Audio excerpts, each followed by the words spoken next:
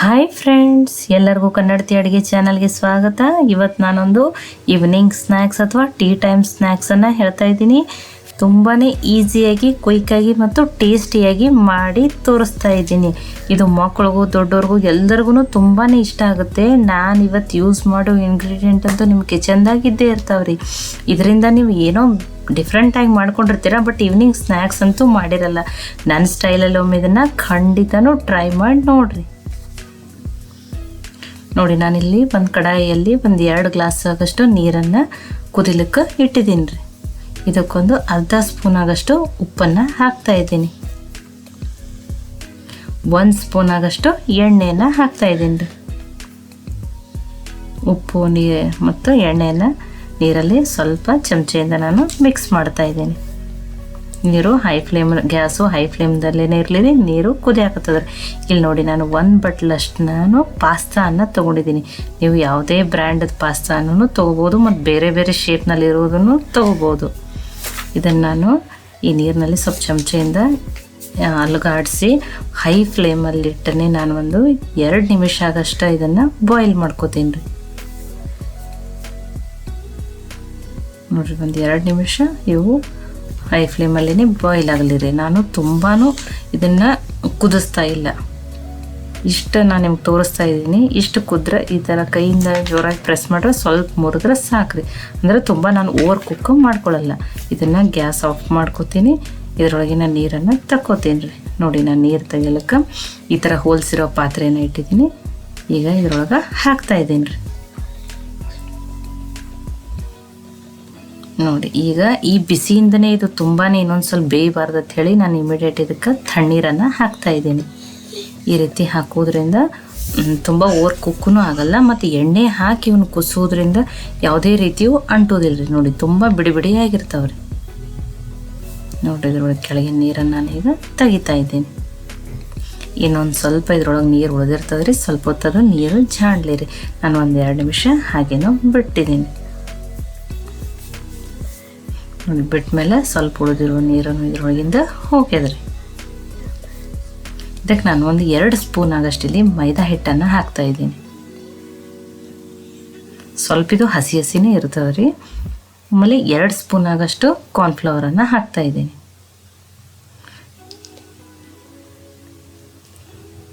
ನೋಡಿ, ಇವು 2 ಹಿಟ್ಟು ಸಣ್ಣ ಸ್ಪೂನಿಂದನೇ 2 ಸ್ಪೂನ್ ಹಾಕೀನಿ. ಸ್ವಲ್ಪ ಅವ್ರ ಮೇಲೆ ಕೂಟಾದ್ರೆ ಸಾಕ್ರಿ. ನಂಗೆ ತುಂಬ ನಾನು ಇಲ್ಲಿ ಹಿಟ್ಟನ್ನು ಹಾಕ್ತಾ ಇದ್ದಿಲ್ಲ.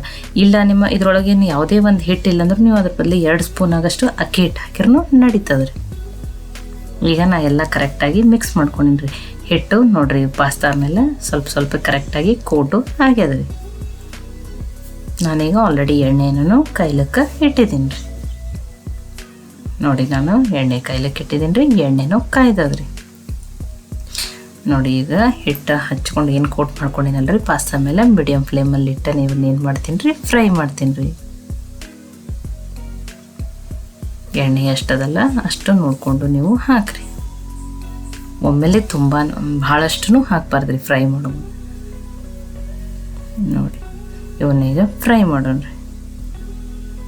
ನೋಡಿ, ಫ್ರೈ ಆದಮೇಲೆ ಮತ್ತು ಯಾವುದೇ ರೀತಿ ಅಂಟಿಲ್ಲ, ಬಿಡಿ ಬಿಡಿನೂ ಆಗ್ಯಾವ. ಮತ್ತು ಫ್ರೈ ಆದಮೇಲೆ ಕಲರೂ ಇವಾಗ ಚೇಂಜ್ ಆಗತ್ತದ ರೀ.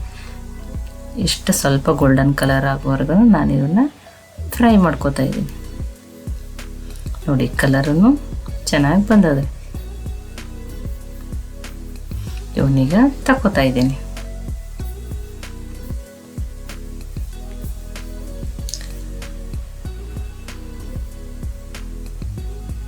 ನೋಡಿ, ಕಲರ್ ತುಂಬಾ ಚೆನ್ನಾಗಿ ಕಾಣತ್ತದ ರೀ. ಈಗ ಉಳಿದಿರೋದನ್ನು ನಾನು ಫ್ರೈ ಮಾಡ್ಕೊಂಡ್ಬಿಡ್ತೀನಿ ರೀ. ಕನ್ನಡತಿ ಅಡುಗೆ ಚಾನಲನ್ನು ಸಬ್ಸ್ಕ್ರೈಬ್ ಮಾಡಿ, ಬೆಲ್ ಐಕಾನ್ ಪ್ರೆಸ್ ಮಾಡಿರಿ.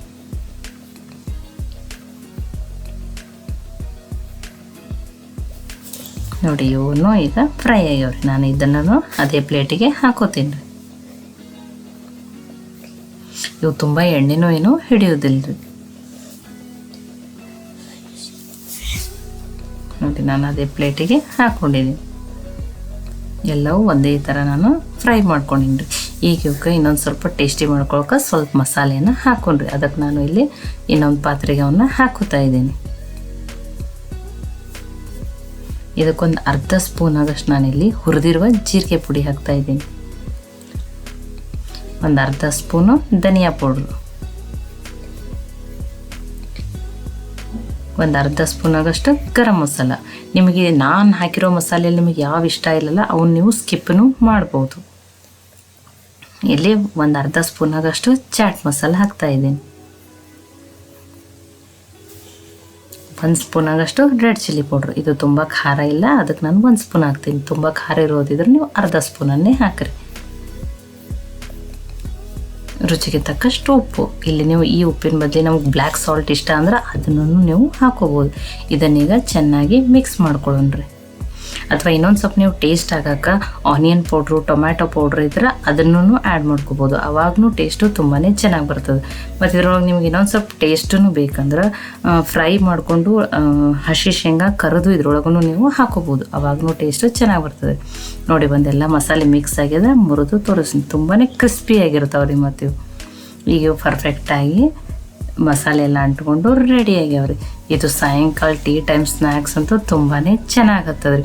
ಇದಕ್ಕೆ ನೀವು ಬೇಕಂದ್ರೆ ಇನ್ನೊಂದು ಸ್ವಲ್ಪ ಸ್ಪ್ರಿಂಗ್ ಆನಿಯನ್ನು, ಟೊಮ್ಯಾಟೊ, ಕೊತ್ತಂಬರಿ ಹಾಕೊಂಡು ಲೆಮನ್ ಜ್ಯೂಸ್ ಹಿಂಡ್ಕೊಂಡು ತಿಂದ್ರೂ ಟೇಸ್ಟು ತುಂಬಾ ಚೆನ್ನಾಗಿರ್ತದೆ ರೀ. ಈ ರೆಸಿಪಿ ನಿಮ್ಗೆ ಇಷ್ಟ ಆಗಿತ್ತಂದ್ರೆ ಲೈಕ್ ಮಾಡಿ, ಶೇರ್ ಮಾಡಿ, ಕಮೆಂಟ್ ಮಾಡಿರಿ. ಖಂಡಿತನೂ ಇದನ್ನು ನೀವು ಟ್ರೈ ಮಾಡಿರಿ. ಮತ್ತೆ ಒಳ್ಳೆ ರೆಸಿಪಿ ಜೊತೆ ಸಿಗೋಣ. ಎಲ್ಲರಿಗೂ ಧನ್ಯವಾದಗಳು.